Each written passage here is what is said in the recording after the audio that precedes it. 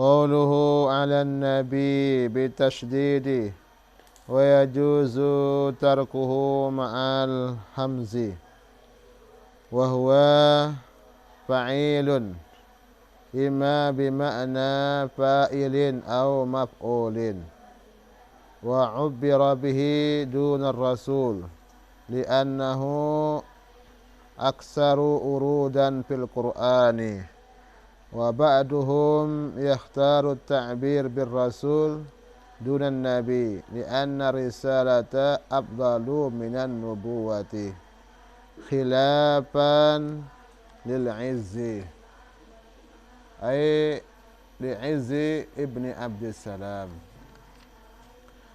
Bismillahirrahmanirrahim. Alan nabi, atas nabi.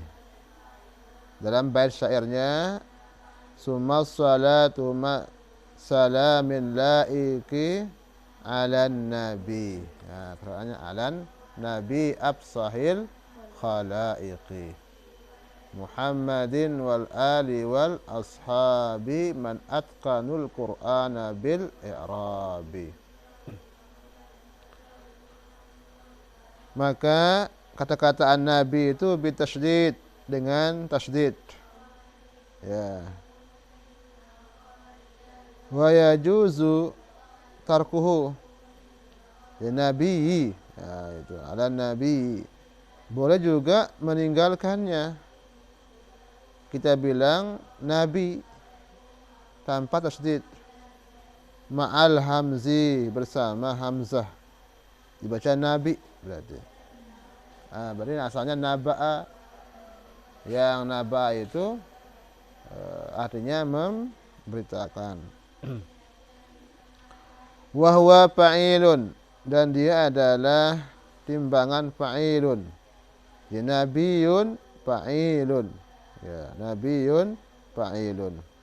Imma bimakna, bisa saja dengan arti fa'il. Ya, dengan arti fa'ilin. Au maf'ulin, atau artinya maf'ul. Artinya orang yang memberitakan. Ya, kalau bilang artinya fa'il. Au maf'ulin, atau bisa bermakna nabi itu adalah maf'ul, berarti orang yang diberitakan. Nah, ya karena timbangan fa'il itu bisa bermakna dua. Ya, timbangan fa'il itu dalam ilmu sharaf bisa bermakna dua. Pertama, bisa bermakna fa'ilun, bisa bermakna maf'ul. Ya, bisa bermakna fa'il, bisa bermakna maf'ul. Kalau bermakna fa'il, misalnya contohnya Bismillahirrahmanirrahim. Kalimat ar-rahim itu bermakna ar-rahim. Ya. Itu bukan bermakna marhum. Ya. Kalau ar-rahim, Allah yang Maha penyayang. Bukan bermakna marhum di sana. Artinya yang disayangi. Nah, ada juga timbangan fa'il itu bermakna maf'ul. Contohnya a'udzubillahi minasyaitonir rajim.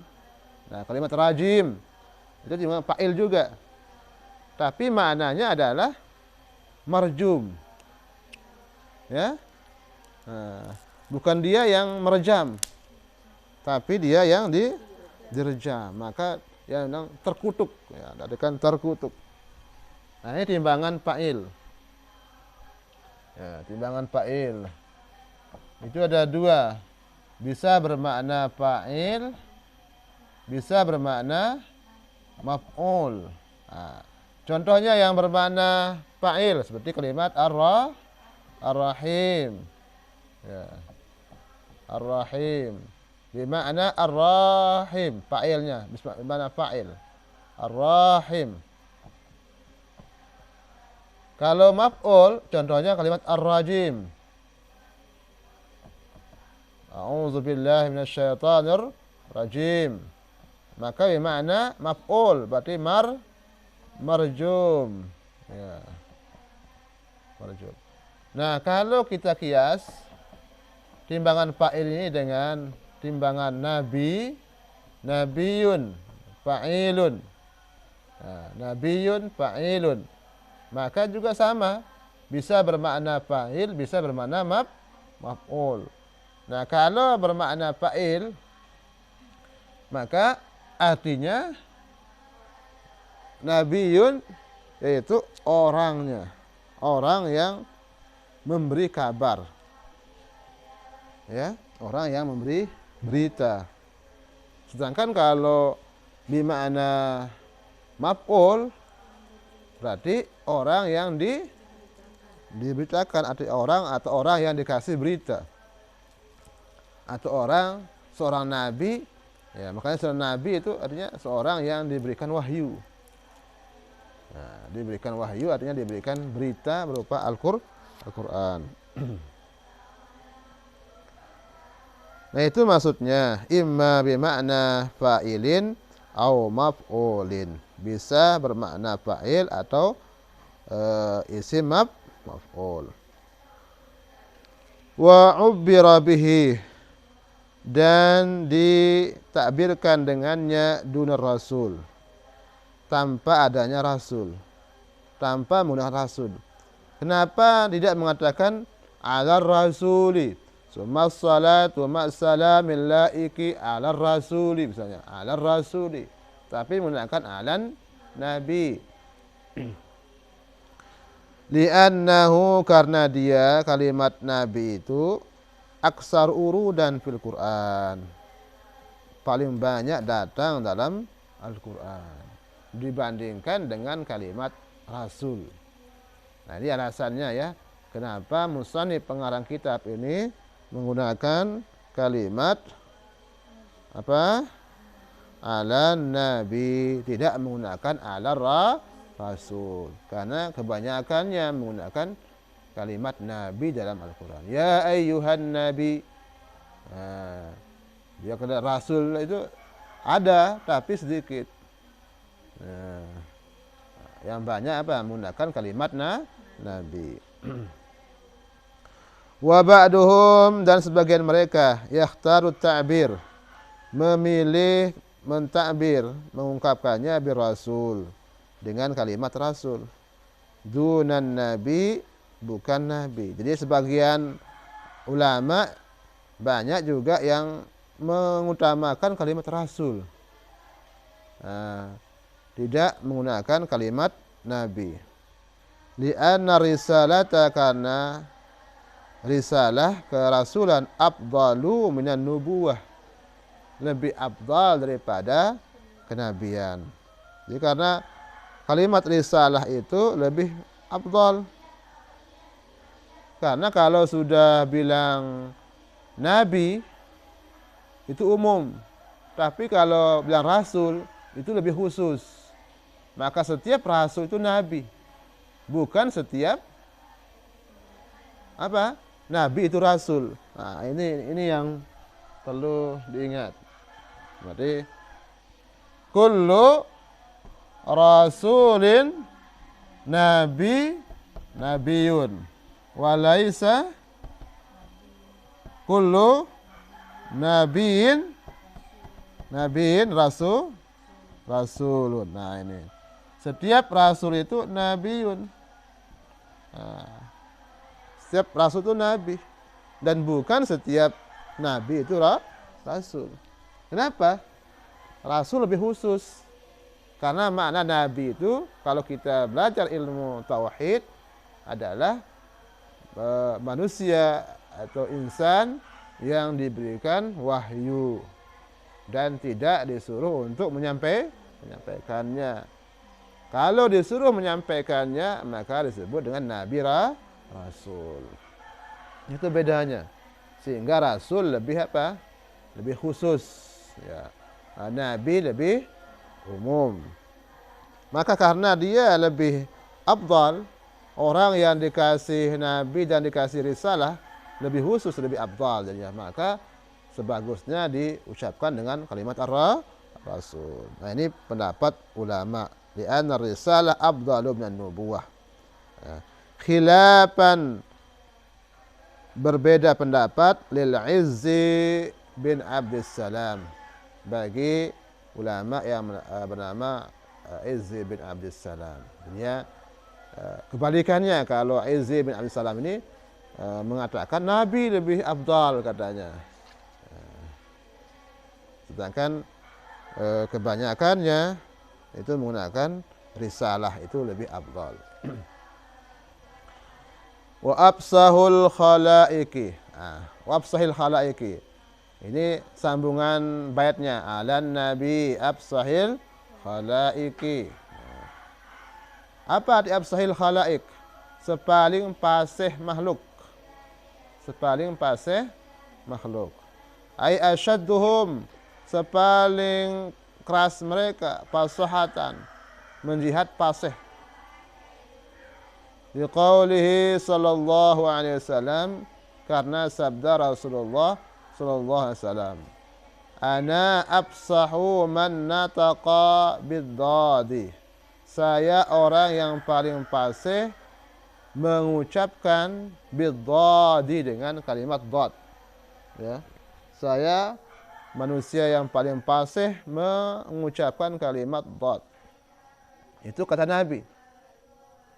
Wal fasahatu, dan kalimat fasih, yusafu biha, disifatkan dengannya, al mutakallim, orang yang berbicara, wal kalam, dan kalam, wal kalimah, dan kalimat.